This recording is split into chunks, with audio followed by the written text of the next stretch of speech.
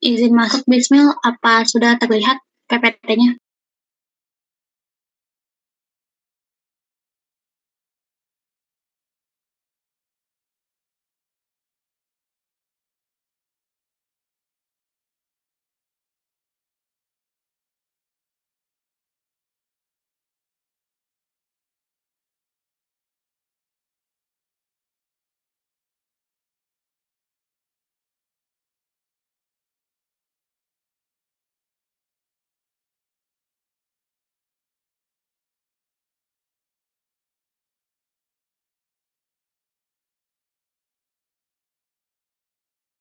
Baik, sebelumnya apa suara saya terdengar?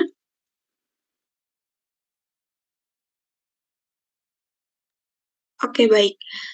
Sebelumnya saya Nurhalisa Nabila dari perwakilan kelompok 3, izin mengambil alih sebagai moderator. Izin memulai ya teman-teman semuanya. Assalamualaikum warahmatullahi wabarakatuh. Selamat pagi kepada Ibu dosen, Dr. Randa Raden Siti Mariam, MKep Nurse, SPK POM, dan teman-teman sekalian.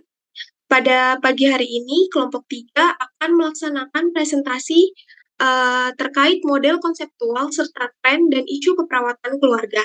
Next slide.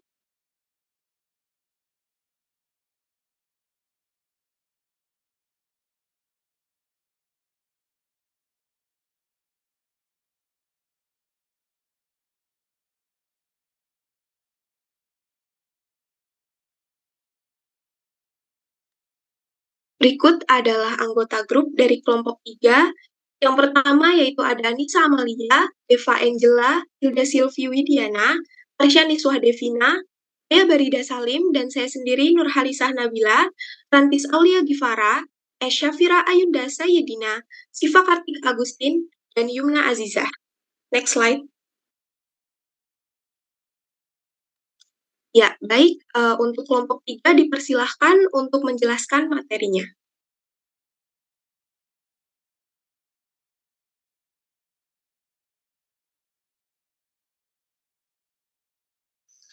Baik, izin masuk, izin memulai. Untuk yang pertama ini ada orientasi sistem. Untuk yang pertama ini ada sistem perilaku dari Johnson. Jadi untuk poin utama dalam sistem perilaku Johnson ini berasal dari kepercayaan Nightingale bahwa tujuan keperawatan adalah membantu individu mencegah atau memulihkan diri dari penyakit atau cedera. Untuk fokus utamanya ini adalah orang yang sakit, bukan penyakitnya. Jadi untuk pembedanya, kalau misalkan fokusnya pada penyakit ini kan ranahnya dokter ya teman-teman. Sedangkan kita adalah perawat, di mana kita yang mementingkan kebutuhan biopsikososiospiritual si pasiennya. Jadi seperti yang telah kita pelajarin sebelumnya pada semester-semester sebelumnya, jadi fokus utama dari sistem perilaku ini adalah orang yang sakit, jadi orangnya bukan penyakitnya gitu. Lalu tujuan dari model ini adalah mempertahankan dan mengembalikan keseimbangan pasien dengan membantu dia mencapai tingkat fungsi yang lebih optimal. Nah, menurut Johnson, model sistem perilaku ini berfokus pada perilaku sosial yang mencakup pada perilaku biologis, sosial, budaya, dan psikologis. Nah, berikut ini adalah piramida subsistem dari Johnson. Boleh di next.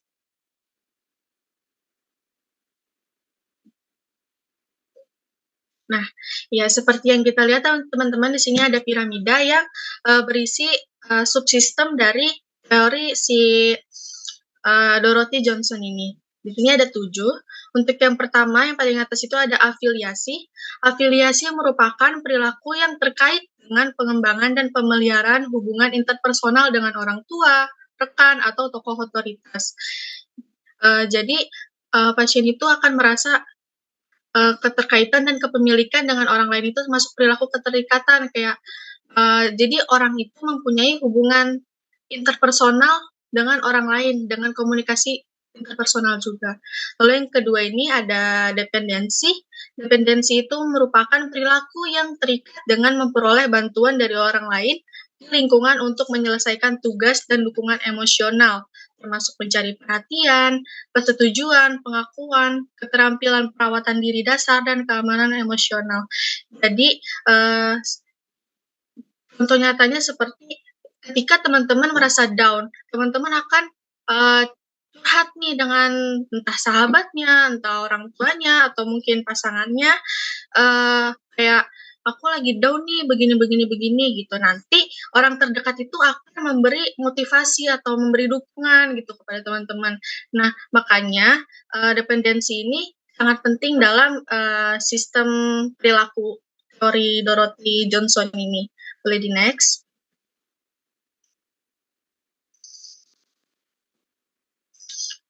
Yang ketiga ada ingestif. Ingestif ini merupakan perilaku terikat dengan asupan sumber daya yang dibutuhkan dari lingkungan eksternal, termasuk makanan, cairan, informasi, objek, untuk tujuan membangun hubungan yang efektif dengan lingkungan. Jadi ketika teman-teman stres atau lagi penuh tekanan, teman-teman ini membutuhkan asupan sumber daya, entah itu makanan, cairan, gitu. Jadi dengan penuhinya ingestif ini diharapkan teman-teman bisa berperilaku adaptif gitu.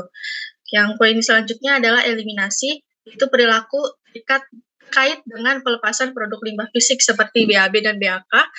Lalu yang kelima ada seksual. Seksual di sini maksudnya gender, teman-teman. Merupakan perilaku yang terkait dengan identitas gender tertentu untuk tujuan memastikan kesenangan dan pengetahuan serta perilaku yang sesuai dengan biologisnya. Lalu selanjutnya ada agresif. Agresif merupakan perilaku yang terkait dengan ancaman nyata atau potensial di lingkungan untuk tujuan memastikan kelangsungan hidup. Jadi agresif di sini bersifat seperti sifat proteksi diri gitu dari ancaman atau dari ketidaknyamanan suatu individu. Lalu yang terakhir ada achievement. Achievement di sini kan kalau misalkan yang teman-teman tahu, achievement itu artinya pencapaian. Tapi pencapaian di sini bukan tentang prestasi aja, teman-teman, tapi perilaku yang terkait dengan penguasaan diri sendiri dan lingkungan seseorang untuk tujuan menghasilkan efek yang diinginkan. Jadi contohnya itu kayak bisa problem solving mengenai sesuatu, itu udah termasuk.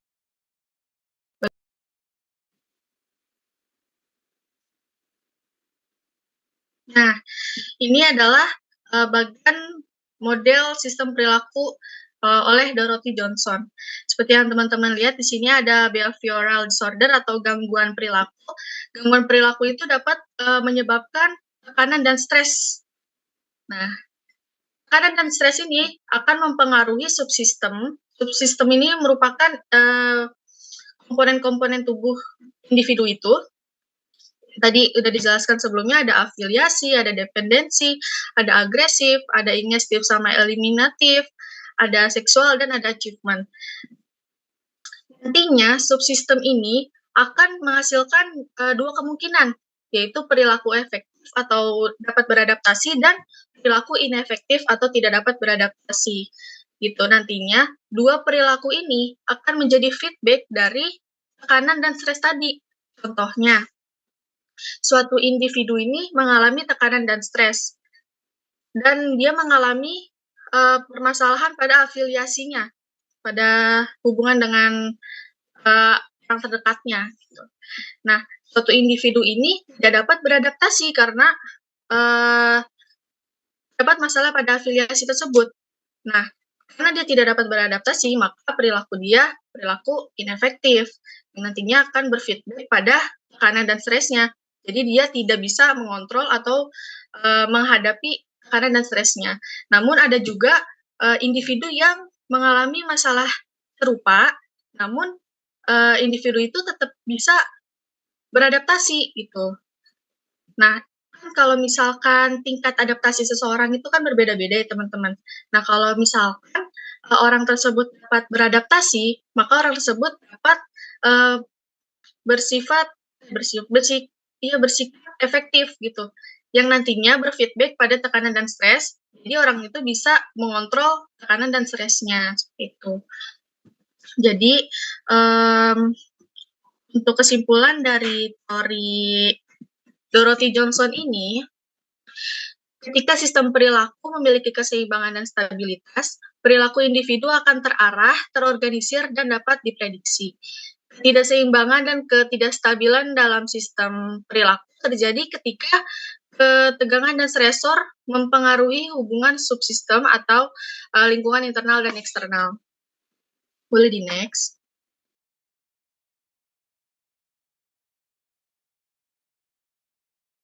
Ya, baik. Selanjutnya yaitu ada orientasi sistem dari model konseptual sistem dari Newman. Nah, di sini model Newman itu ialah konsep yang dikemukakan oleh Betty Newman. Jadi konsepnya ini healthcare system. Jadi model konsep yang menggambarkan aktivitas perawatan yang ditunjukkan kepada penekanan penurunan stres dengan membuat garis pertahanan diri secara fleksibel atau normal maupun resisten dengan sasaran pelayanan atau adalah komunitas. Nah, di sini menurut Newman itu, keluarga adalah kelompok yang terdiri dari 2 orang atau lebih yang menciptakan atau mempertahankan budaya umum untuk berkesinambungan. Nah, fokus Newman ini di sini adalah hubungan antara individu atau keluarga. Jadi dalam sebuah sistem yang dinamis dan terbuka, kayak gitu. Tapi lebih ditekankan kepada penurunan stres dengan plot garis keturunan. Garis pertahanan diri secara fleksibel gitu. Lalu model ini juga dapat digunakan dalam melakukan kajian asuhan keperawatan keluarga. Bisa di next.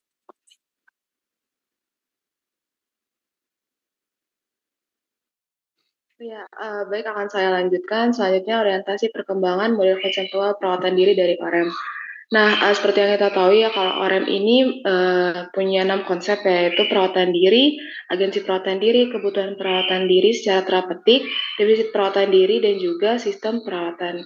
Nah, OREM ini mengatakan bahwa seseorang yang menerima pelayanan kesehatan atau keperawatan dikatakan sebagai individu dan anggota unit multi individu atau keluarga. Nah, pastinya perawatan diri ini berhubungan sama nilai pribadi dan kepercayaan keluarga terhadap kesehatan. Nah, kita itu sebagai perawat bisa melakukan promosi kesehatan dalam keluarga, serta kita dapat mengenali dan mengevaluasi hal-hal apa yang menjadi peluang suatu keluarga mengalami penurunan kesehatan. Next.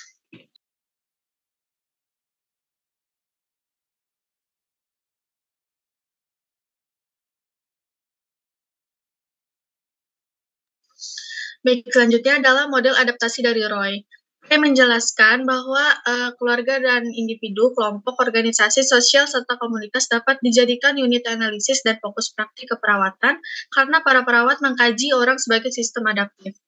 Kalista Roy melihat individu sebagai satu sistem yang saling terkait, yang berusaha untuk menjaga keseimbangan antara berbagai rangsangan. Next.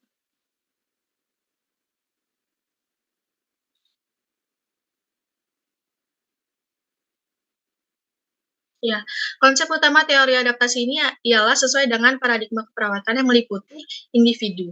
Menurut Roy, manusia merupakan makhluk holistik yang berinteraksi konstan dengan lingkungannya. Yang kedua itu ada lingkungan. Lingkungan ini bertindak sebagai stimulus atau pemicu seorang untuk beradaptasi dengan sekitarnya. Nah, jenis-jenis stimulus ini ada 3. Yang pertama ada stimulus vokal, yaitu stimulus internal atau eksternal yang secara langsung membuat individu beradaptasi. Yang kedua adalah stimulus konseptual, semua faktor di lingkungan dalam maupun di luar sistem yang berkontribusi untuk memberikan efek pada stimulus vokal. Yang ketiga ada stimulus residual, yaitu sebuah faktor yang tidak disadari yang mempengaruhi sistem. Lalu poin yang ketiga itu ada kesehatan. Roy memandang kesehatan sebagai keadaan ketika manusia mampu untuk dapat terus beradaptasi dengan keadaannya. Yang keempat ada keperawatan. Kalista Roy menilai keperawatan sebagai fasilitator adaptasi, di mana nantinya perawat ini akan memantau tingkat adaptasi dari pasiennya. Lalu yang kelima ini ada adaptasi. Dalam model konseptual ini, adaptasi merupakan hasil dari pola pikir seseorang sebagai individu atau kelompok yang menggunakan kesadarannya untuk menciptakan integrasi antara manusia dan lingkungannya. Next.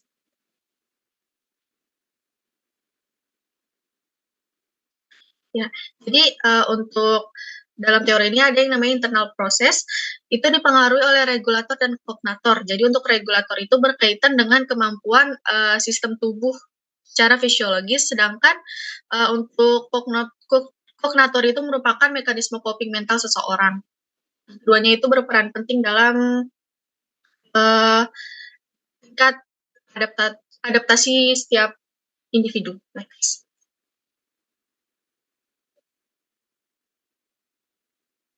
Ya, ini ada diagram adaptasi manusia menurut Kalista Roy. Jadi untuk yang lingkaran itu merupakan kemampuan adaptasi individu, yang warna biru itu merupakan stimuli. Jadi stimulusnya itu masuk ke dalam individu melewati tingkat adaptasi individu tersebut, yang nantinya akan berhubungan langsung dengan proses coping. Nah, proses coping ini berpengaruh dari 4 faktor, yaitu ada fisiologi fisik, yaitu kebutuhan dalam poin ini meliputi kebutuhan primer tubuh seperti oksigenasi, nutrisi, eliminasi, aktivitas dan istirahat, serta perlindungan. Lalu yang kedua ada konsep diri. Dalam hal ini konsep diri berperan penting dalam bentuk integritas identitas seseorang. Lalu ada fungsi peran. Dengan mengetahui fungsi perannya, maka suatu individu dapat memahami perannya di suatu lingkungan baru. Dan yang keempat ada independen, itu berfokus pada pencapaian integritas relasional melalui memberi dan menerima rasa cinta, hormat, nilai melalui komunikasi dan hubungan yang efektif. Nah, dari proses coping itu yang dipengaruhi dari 4 poin itu akan mempengaruhi behavior atau perilaku. Next. Ya, jadi dapat disimpulkan bahwa model adaptasi Kalista Roy ini ada yang namanya input, control proses, efektor, dan output. Untuk inputnya itu stimulus dan terhadap adaptasi level manusia. Lalu yang ada kontrol proses itu yang mekanisme coping, yang termasuk regulator dan kognator. Lalu ada efektor itu yang tadi 4 poin, yang fisiologi fisik, ada konsep diri, ada fungsi peran dan interdependen. Dan outputnya itu adaptif dan ineffective response. Jadi itu akan berfeedback pada stimulus seperti teori si Johnson tadi. Next. Iya, baik. Selanjutnya orientasi interaksi dan sistem. Jadi di sini ada model sistem terbuka dari King. Jadi menurut Imogen King itu memaparkan model proses interaksi pada sistem yang saling berpengaruh bertujuan membantu pasien mempertahankan kesehatannya agar dapat terus melakukan perannya.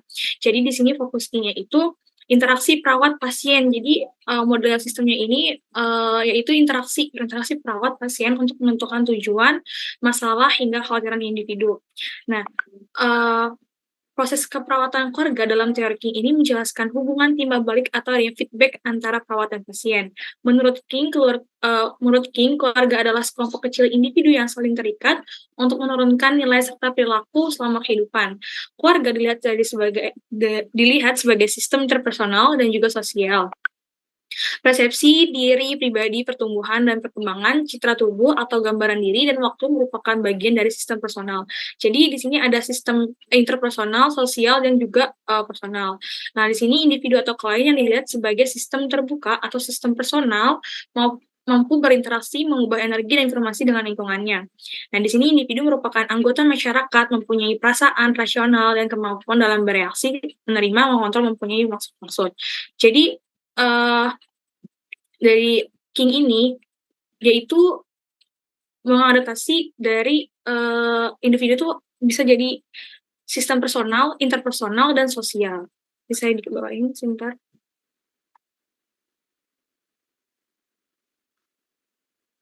Ya. Bisa di next. Ya, di sini ada bentuk interaksi sistemnya. Jadi, dalam mencapai hubungan interaksi, menurut King terdapat 3 sistem yang tadi ya, saling berinteraksi, yaitu sistem sosial, personal, dan interpersonal, yang akan mempengaruhi individu dalam proses kehidupan. Jadi, ketika individu ini berinteraksi dengan orang lain, maka dia akan masuk ke dalam sistem yang namanya interpersonal atau kelompok. Nah, ketika sistem individu ini masuk ke dalam sistem interpersonal, maka akan menjalin hubungan antara individu satu dengan individu lain, maka dia akan berkumpul dalam satu sistem sosial dalam kelompok masyarakat yang besar. Jadi pertama dari sistem personal, lalu akan menjadi interpersonal, lalu ketika dia berinteraksi, maka jadinya social system. Bisa di next.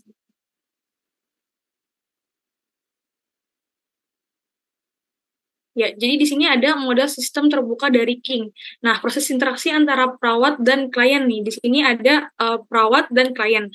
Perawat dan klien mempunyai sama perception, terhadap kesehatannya, dan juga sama-sama mengambil keputusan, dan ketika perawat dan klien ini telah menyepakati suatu tindakan yang akan dilakukan, maka keduanya akan memutuskan saling melakukan tindakan atau action. Nah, di sini kan ada persepsi sama judgment ya, gitu. Jadi ketika udah melakukan udah memutuskan saling melakukan satu tindakan atau action, maka akan timbul suatu reaksi. Nah, jadi timbul persepsi pengambilan keputusan bersama, kemudian melakukan suatu tindakan, dan suatu tindakan tersebut menimbulkan suatu reaksi. Nah, adanya reaksi akan menimbulkan interaksi saling berhubungan antara perawat dan klien akibat adanya reaksi. Nah, muncul reaksi ini tersebut akan menimbulkan namanya transaksi. Transaksi apa yang diinginkan perawat untuk yang terbaik bagi pasien, dan apa yang diinginkan oleh pasien untuk dirinya sendiri. Ya. Lalu transaksi ini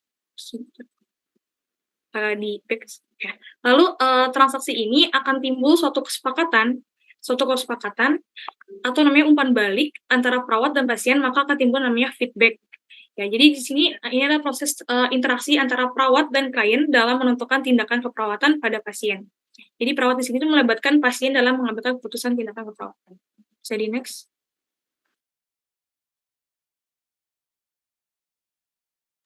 Ya, selanjutnya di sini ada orientasi sistem dan perkembangan model proses kehidupan dari Rogers.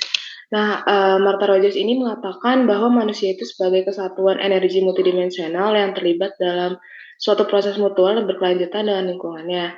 Nah, jadi konsep Rogers ini dikenal sebagai Science of Unitary Human Being atau ilmu tentang manusia sebagai satuan.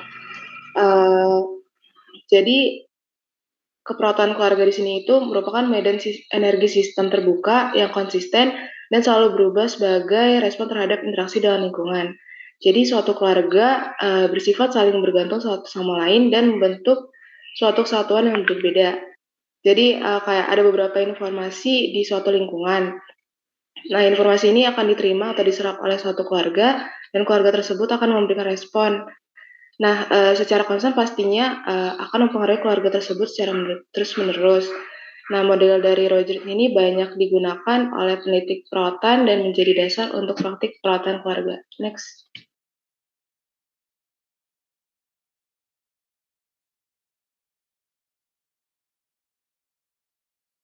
Baik, selanjutnya ada tren dan isu dalam keperawatan keluarga. Pertama tuh tren dari global keperawatan keluarga ini sendiri munculnya layanan telehealth and chatbot. Nah, ini untuk membantu otomatisasi tugas perawat dan akses yang lebih mudah dan murah ke perawatan pasien dan keluarga. Dan terus juga ada perawat yang memiliki dua bahasa atau bilingualism, yang mana dia memiliki kemampuan untuk berbicara dua bahasa atau lebih, seperti misalnya Indonesia dengan Inggris atau Indonesia dengan Spanyol. Nah, ini sangat dihargai di luar negeri. Nah, khususnya di Amerika Serikat dan di Spanyol. Kemudian juga berkembangnya peluang kewirausahaan para perawat di mancanegara, di luar negeri ini sangat meningkat peluang dari kewirausahaan para perawat. Jadi perawat ini bisa buka usaha dalam bidang bisnis untuk meningkatkan pelayanan kesehatan pada keluarga. Di Thailand misalnya ada layanan ruang massage spa, seperti itulah. Di Indonesia juga ada ya. Terus kemudian ada pasien menjadi lebih terdidik karena berkembangnya iptek di global ini semakin besar ya. Para pasien ini mendapatkan banyak ilmu dan wawasan tentang kesehatan mereka dari sosial media, terus sehingga perawat ini dihadapkan dengan tantangan untuk dapat mengambil informasi dan berkomunikasi dengan klien-klien yang lebih berpendidikan agar kepercayaan mereka ini tetap terjalin biar tidak terputus. Dan ada kemajuan di bidang transportasi, seperti salah satunya fasilitas mobil sehat di desa-desa. Next.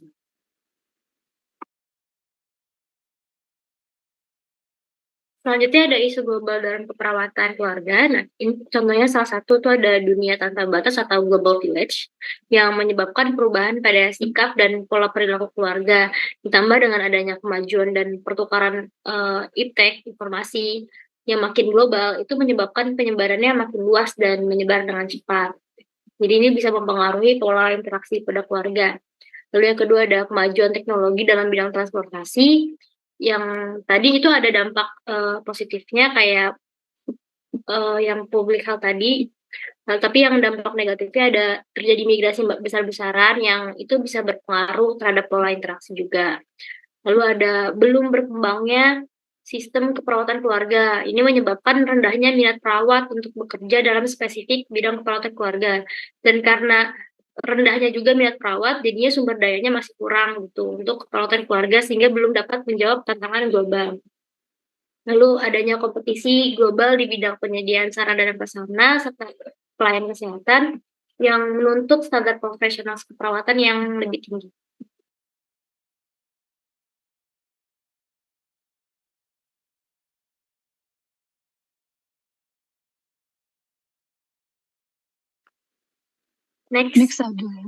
Next ada tren dan isu nasional keperawatan keluarga. Yang pertama itu ada munculnya perhatian dari pihak pemerintah mengenai masalah kesehatan masyarakat seperti diberikannya bantuan bagi keluarga miskin, serta asuransi kesehatan lainnya bagi keluarga yang tidak mampu. Yang kedua ada penerapan desentralisasi yang juga melibatkan bidang kesehatan. Yang ketiga ada peran serta masyarakat yang semakin tinggi dalam bidang kesehatan. Dan yang terakhir ada semakin tingginya tuntutan profesionalitas pelayanan kesehatan.